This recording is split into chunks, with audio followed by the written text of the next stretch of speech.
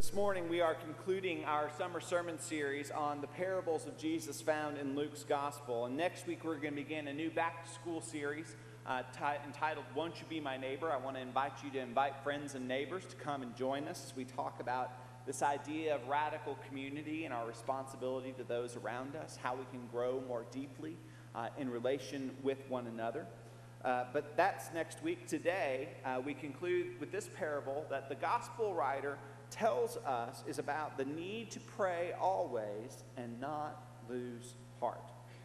As I've read about and studied this passage of Scripture, this particular parable throughout the last several weeks, I keep coming back to the social situation that I have found myself in often in my life, and perhaps you too have experienced it. You are talking with someone, perhaps at a dinner party or a social event, and they share an idea or thought that is presented as indisputable, incontrovertible, 100% true fact. But somewhere in the back of your mind, you're thinking, I don't think that's true. For example, my wife Denise's sister Cheryl is sort of famous for this. We will be watching a movie together as a family, and she will look up at the screen and say, "Oh, that's Denzel Washington." And we will respond, "No, it's not." She will double down and she will say, "It is definitely Denzel." At which point we are forced to say, that actor is Asian, female, and in a wheelchair, while Denzel is indeed an Academy Award-winning actor, a gift to cinematic history. That is not, in fact, Denzel Washington. In these situations, there's no malice. People aren't trying to mislead you or lie to you. They are just wrong. As we look at this parable today, I want to begin with a premise that may sound a little shocking to some of you. Luke's Gospel, the writer of Luke's Gospel, and his interpretation of this particular parable, I believe, is wrong. Now, that's a heavy statement for any pastor to make, but trust me, I've done a lot of reading, a lot of research, a lot of biblical scholarship on this, and let me explain why I think the gospel writer is wrong. What I'm talking about when I say that I think the gospel writer is wrong is not the parable itself, it's the writer's interpretation in the first verse we read this morning, in saying that this is about the need to pray without ceasing and not losing heart. You see, Jesus himself does not explain this parable. He does not interpret it himself. It's the gospel writer who is interpreting it. In this one situation, I think the writer takes it upon himself to tell us, the readers, what Jesus really means, what this parable is all about. Now, this is a danger for all of us who dare to interpret Scripture in any situation. I do it every week here in front of you. The fact is, sometimes we can get it wrong. We try to interpret what we're reading or hearing and believe we've got it all figured out, but it turns out sometimes we mess up and we don't get it right. In this parable, the gospel writer says this parable about the widow and the unjust judge is about persistence in prayer.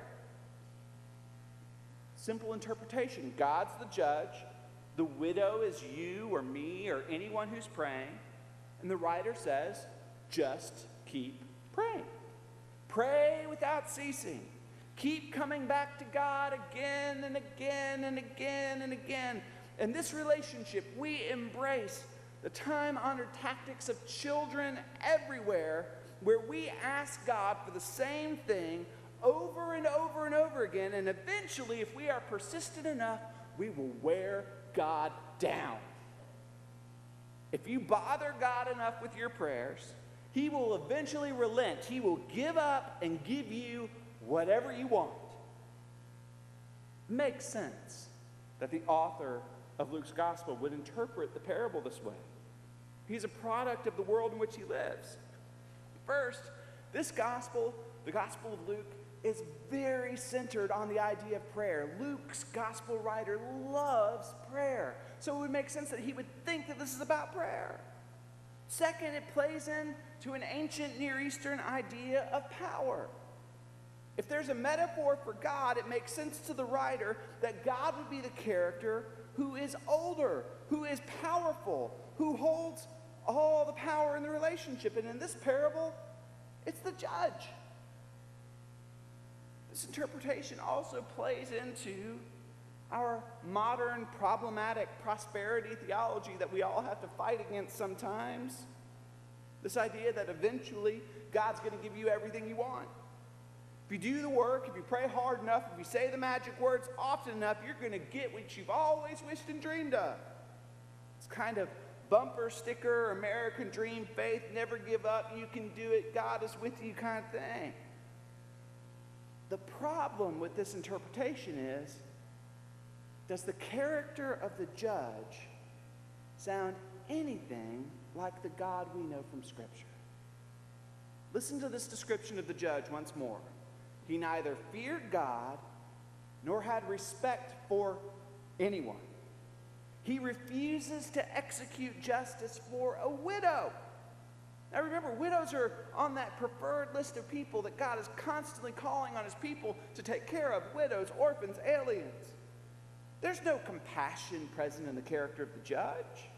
This is the antithesis of God's nature.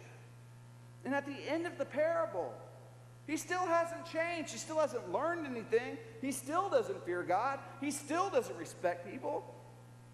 We believe that God cares about the plights and needs of his people, especially in this case, a powerless, vulnerable person. That doesn't sound like God.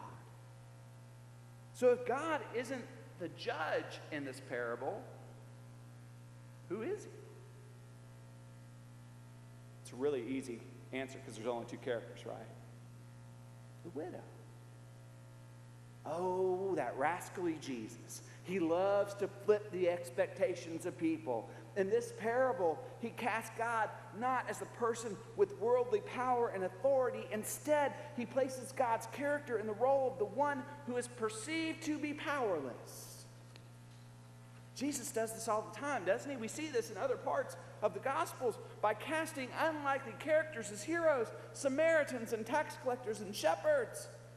And here he does it again. Because this parable isn't about praying without ceasing. It's about justice. This isn't about our persistence and asking God for things. It's about God's persistence in pursuing justice in our world. Look at the parable of this widow. Though she possesses no power, no authority, no ability to legally represent herself in the court, she comes back again and again and again. She is vulnerable, she is defenseless, and yet she is tenacious and persistent in her pursuit of justice and mercy. She confronts the representations of earthly power and refuses to give up. She comes into this court, this domain of male power again and again and again and again. The crazy part of the story is that eventually the judge gets worn down. In fact, he becomes afraid of this powerless woman. The language that she keeps bothering the judge, that she's wearing him out, is interesting. In the Greek, and I know y'all love it when I teach you Greek, it's hypopasia, which is a verb. It's actually a boxing term. It means to strike under the eye. He is tired of this widow swinging at him. She wears him out. She tires him out. This is a metaphorical rope-a-dope. And eventually he surrenders. He gives up. It's like a wave against the rocks. The wave eventually wins. It takes time, but the wave always wins. Doesn't this make more sense? It does to me. That meekness, perceived weakness, still has the power to overcome unjust power. That sounds like the God of Scripture that I know. That sounds like other people we hold up as heroes in our modern world. People like Nelson Mandela or Rosa Parks or Mahatma Gandhi. These people who do not look like heroes. They are not physically imposing. They don't possess physical strength, political strength, financial means. all they have is persistence and resistance in their voices. But we know, as we have seen in their life and their work, that seeing injustice corrected is not a quick fix. It is a long journey. It is only through the widow's persistent confrontation of the judge that justice comes. But the judge doesn't really want to change. In fact, he still feels the same on the other side. He's still the same person. His character's unchanged. He still doesn't care about people, still doesn't fear God. He just gives in. We see this in the world. For all the changes that have come in our culture and our society, all the things that have been done to make the world a more just place, the evils of the world still linger there. The specters of racism and inequality and classism and misogyny, they're still there under the surface. Those people don't just change because the law changed or because justice comes. Justice comes if truth continues to be spoken to the powers that be. And the power simply shifts to the more just world. We, as Christ followers, must continue to name and confront that which is unjust. We must continue the work of those who have come before us and speak truth to power. But we also have to understand that this is very hard. This does not come easily. This takes work, and it is exhausting. We can become weary.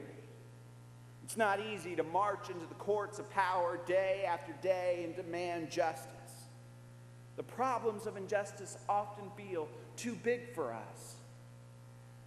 I think this is why we've seen the rise and the fall of so many different protest groups over time. It's hard to maintain that energy, that momentum, that emotion of working for justice. We've seen it in women's rights and civil rights and Black Lives Matter and Me Too and family reunification and anti-abortion and pro-choice and equal rights and gay rights, all of it.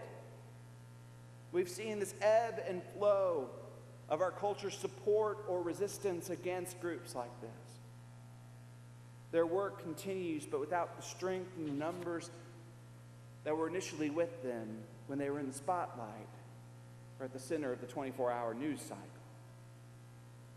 And we look and we say, well, if several thousand people can't make it happen, how can I? What does my voice matter? It's too big. So big, in fact, that some Christians have just checked out.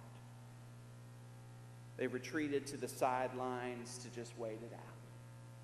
You know, Jesus said he's coming back, so we'll let him sort all this out later. Someone else will do it. Someone else will solve it. Jesus, Superman, the next hero of social justice, someone's going to come in and save the day. What I see in this parable is God confronting the brokenness of this world. The power imbalances that exist, the injustice that is present, the sins that we commit against one another. And he does it in the character of the most vulnerable and powerless person in the world. Do you see that? That the strength of God rests in the weakest human form. So then the question that rests on my weak human form is this: what am I doing with my voice? What are you doing with your voice? The power that God has imbued you with to seek out justice in this unjust world. To bring about wholeness in the brokenness of this world. What are you doing with the voice that God gave you? Let us pray.